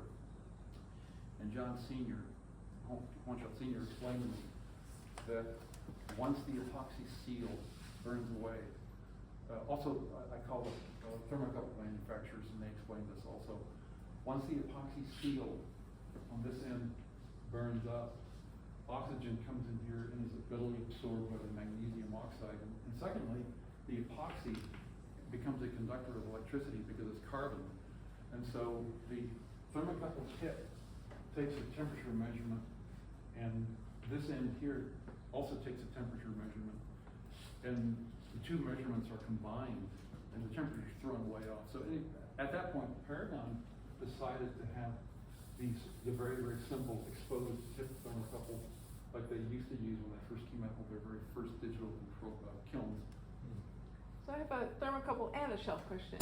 When you have it in extending out into the kiln environment, right, and you have the element rows, you're building your furniture, how far from that thermocouple do you keep your shelf? Because some of my shelves are really smaller, so I can build the furniture where I leave a bigger gap around that, or I can build my shelves so that it's under, and then there's a distance to the thermocouple.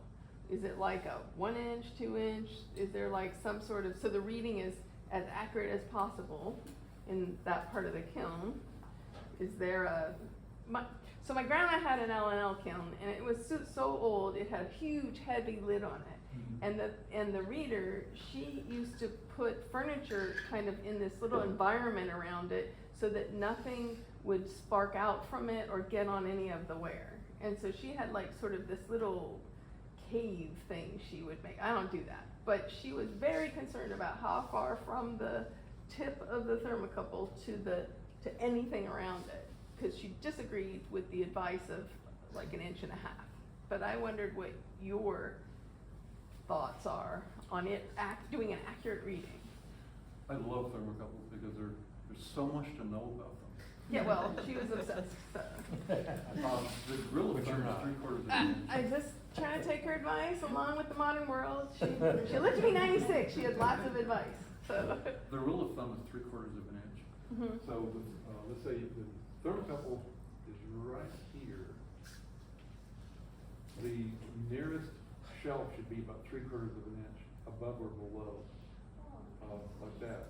Now, if it's closer, it'll lose some accuracy. Now, if it touches the thermocouple, that's when it loses a lot of accuracy because the signal, the temperature,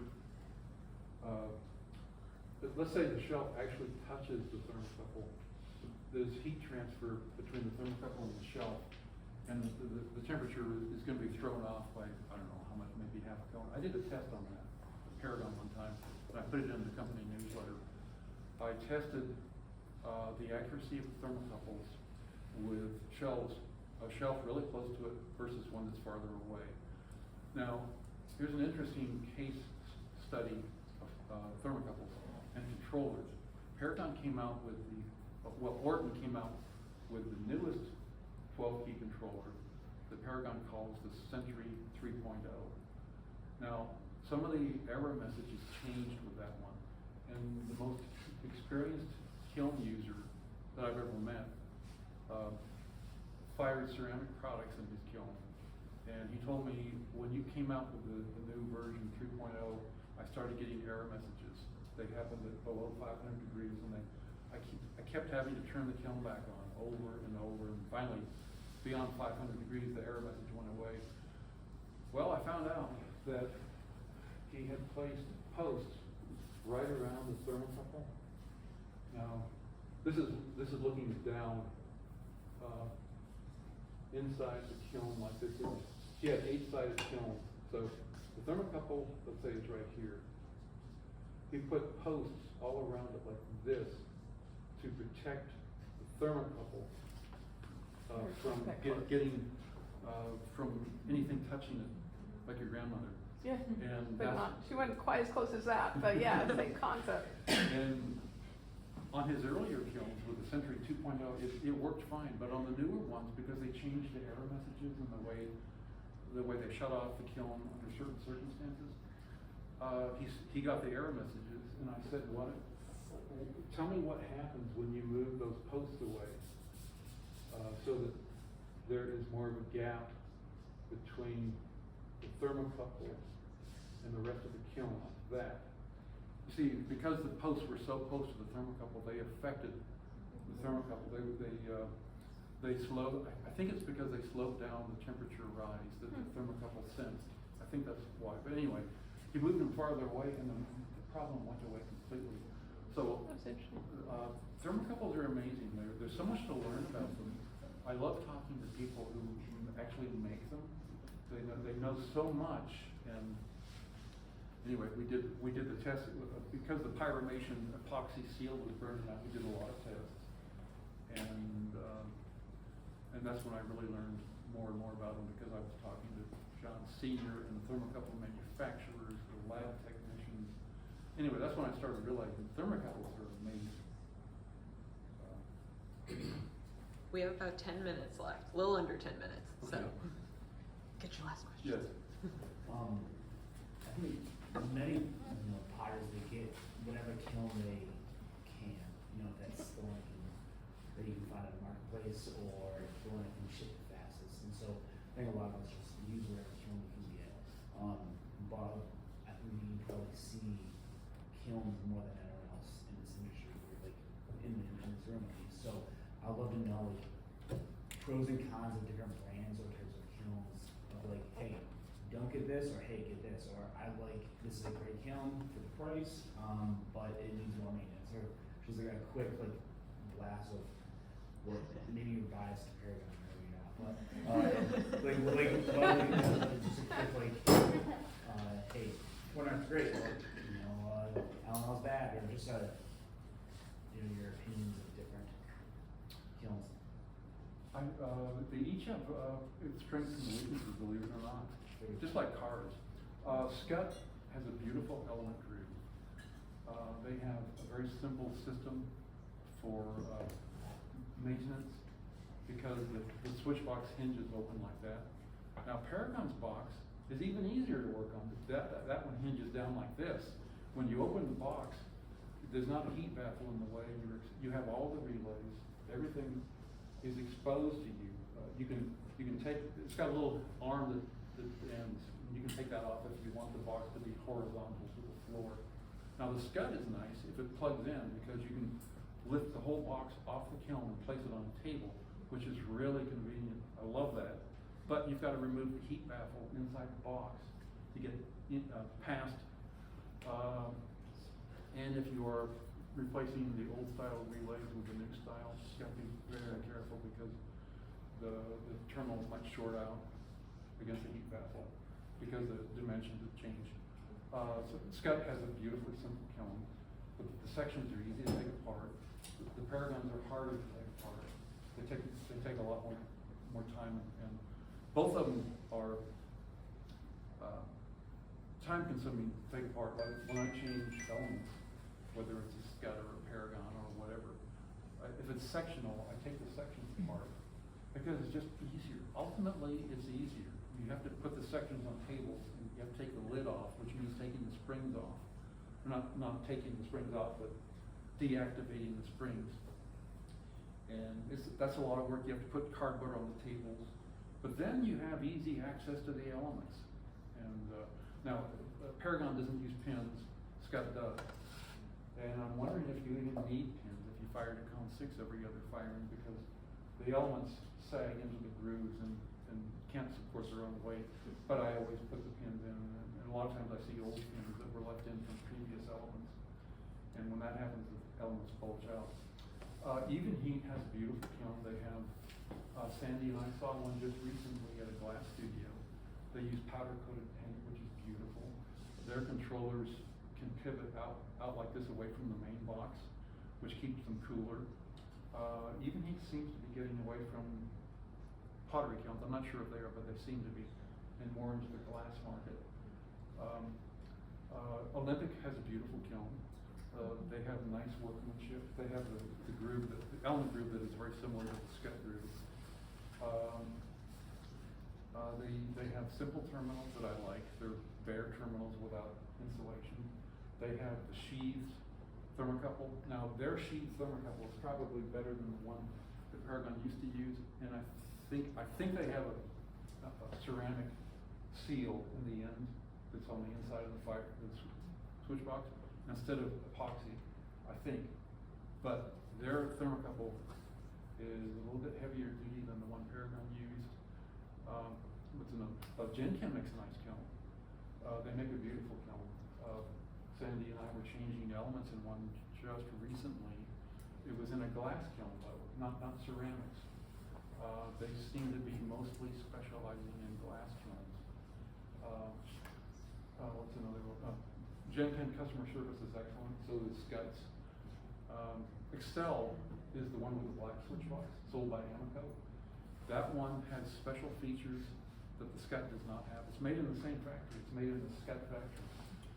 Amoco makes some of their own kilns. I believe it's a square kiln, square top loaders and front loaders.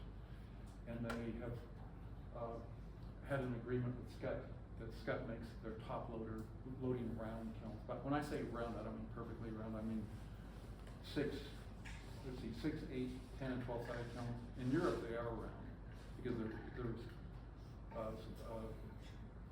firebricks are placed vertically in the kiln, so they're almost round. And those are beautiful kilns, like Nauertherm makes a beautiful kiln, it's a German kiln. And their firebricks are vertical instead of horizontal like American kilns are. And because they have a round kiln, they have extra insulation behind firebricks, which is awfully nice. And the Konar kilns are a beautiful kiln because of their extra insulation. They have insulation behind the firebricks. That's their big advantage. Now the Scud, some of the kilns have tuned elements. This means the top and bottom elements are hotter than the center elements. because of those two great, huge thermal masses we were talking about, the lid and the bottom. And the center elements have less heat. In fact, this causes a lot of confusion. If you are testing the elements, a simple way to test your elements is to turn off the room lights when the kiln is at about 800 to 1,000 degrees, maybe 700, depends on the kiln, depends on the elements. And you lift the lid ever so slightly with, you don't want to touch the handle with a bare hand, but you lift the lid and you look at the elements. And when people see tuned elements, the center elements are darker than the top and the bottom, and that's normal. Now, the L&L kilns do not have tuned elements. It's the same element that's throughout the kiln, the same ohms per element. And they use 3-zone technology to even out the temperatures. The kilns that have, and Konark is that way also, they have 3 thermocouples. The advantage of that is extreme accuracy. The disadvantage is you have 3 times as many thermocouples to take care of. And when there's a problem with those thermocouples, it's harder to track down the problem. Let's see what's another example. Okay, Konark makes a nice kiln. I asked the sales manager at Konark, how many cone 10 firings can you get out of your elements? Because there is a school in the Dallas area that fires to cone 10, which this is very unusual. Most people don't fire to cone 10 because it's so hard on kilns to go to cone 10. And cone 6 became the standard in the industry because of the book Mastering Cone 6 Blazes by Ron Roy and John Hesseltine. They changed the whole industry by that self-published book. It's pretty amazing. But if you do need to go to cone 10, then the Konark kiln is one to go with because of the extra insulation. They have, I believe it's 2.5-inch thick firebricks, and then behind that it's 1 inch of block insulation between the stainless steel case and the firebricks. Now, since most people don't fire to cone 10, that's not usually a factor. What's another? Oh, Paragon has full-form steel base. A lot of the other brands don't have that. I think I think Olympic might have it. I don't remember. Olympic So has. no total garbage kilns. Pardon? Are there total garbage kilns that we need to be aware of? You know, like Olympic. No, I'm saying, are there? Like, is there one you would Is there like a duck? Don't do the duck. I was working on one from Africa. I think it was a Nabertherm knockoff. And those have an interesting element connector. It's a heavy duty, really nice element connector. That one, it's a round kiln. It has the extra insulation, it's blanket insulation between stainless steel case and the firebricks. But it wasn't a Nabertherm, and you could tell that it wasn't. There was not even a brand name on it. So some of the overseas thermocouple, some of the overseas kilns made in Singapore. I think it's Singapore. I've been talking to a friend of mine who lives overseas. I think he's in Malaysia. The quality from the tiny local companies is sometimes questionable. Now, as far as the American companies, I'm trying to think of some more brands. What about a Chris kiln? Oh, Crest makes a beautiful kiln. I'm glad you One is available. The reason I know that is a friend of mine came out with his own brand name, the Toki's Kiln. They had a yellow switch box, and they were made by Crest. And he said that out of 150 kilns, he never had a single problem under warranty. That's very impressive. Crest makes a nice kiln. They do a nice job with critics. Let's see, the Toki kiln. The nice thing about the Toki kiln is that it had the digital components were in a separate switch box. And there was the main switch box, and the digital components were in a secondary switch box. Well, that's available on some of the L&L models like this. And so the digital components are in here, away from the heat of the kiln. And that's when they stay nice and cool. I did a lot of temperature testing at Paragon between a Toki kiln, a Paragon kiln with a drop box, and a newer model, the Laguna kiln. And anyway, I did detailed measurements, and I used one of those infrared thermometers. It's got a little dot, a red dot that you can aim at. Those are very useful with kilns. You don't have to heat up the elements to make sure they're all working. You can use that to check the temperature of the elements if you wanna make sure they're all working. You don't need a meter, just one of those. You don't need an ohm meter. You can use a little infrared meter. They were about $45 at Home Depot. Now, one thing I do not recommend is checking the amperage of a kiln because I think it's hazardous. I do that, but I don't know if I can recommend that to anyone because it's so easy to get a shock. It's very easy to get shocked. It's very easy to get shocked if you check the voltage by touching the probes, the needles to the relay terminals. It's very easy to get a shock. And so I hesitate to recommend that anyone uses a multimeter for testing amperage and voltage. The ohm meter is beautifully safe because you have to turn the power off. And in fact, that's why Frances Darby used only the ohm meter for testing. Well, no, wait, take that back. She also told how to use the voltmeter to check the voltage of the circuit. Now, if you replace elements, before you ever do that, make sure you know the voltage of the building instead of the voltage of the kiln, because a lot of times they're wrong. There was a school, they bought a kiln, see that one was 240 volts, I believe. Yeah, it was 240 volts. But their building was 208 volts. And they used the kiln, but because they were firing only the cone 06, it was okay. The kiln still reached cone 06, even though the elements were wrong. 240 volt elements on a 208 volt circuit are underpowered. Well, when it came time to change elements, they ordered the same kind of elements, the 240 volt elements, and again, they were underpowered. And so, if you're in a situation where you're changing the elements, it's always good to check the voltage at the wall receptacle, circuit voltage, and not the voltage listed on the data plate of the kiln, because a lot of times that voltage is wrong, and that has caused so much confusion. I was at another school where the kilns were all 240 volts. They had a big, long knife making kiln. They had a glass crucible kiln. They had a conventional pottery kiln, all 240 volts, all underpowered, and they were the whole building was 208 volts. And I told the teacher, this is why your kilns are not getting the temperature. And so he had the school electrician come over, and I asked him, are there any rooms in the building that are 240 volts where the kilns can be moved? And he said, no, the entire building is single phase 208 volt. And he said, I didn't think it mattered. See, this is another thing about electricians. They don't understand kilns a lot of things. This was a very competent electrician. He made his living doing wiring. And anyone that does that for a living is ordinarily highly competent at what they do. But he didn't know it mattered whether the kiln was plugged into a 208 volt circuit or 240. He thought they were interchangeable. All right, cut. All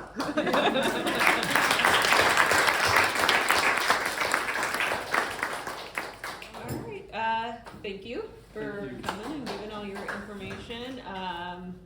Yeah, we're gonna wrap up. There's a group of us going to ABGB after this, if anybody would like to join.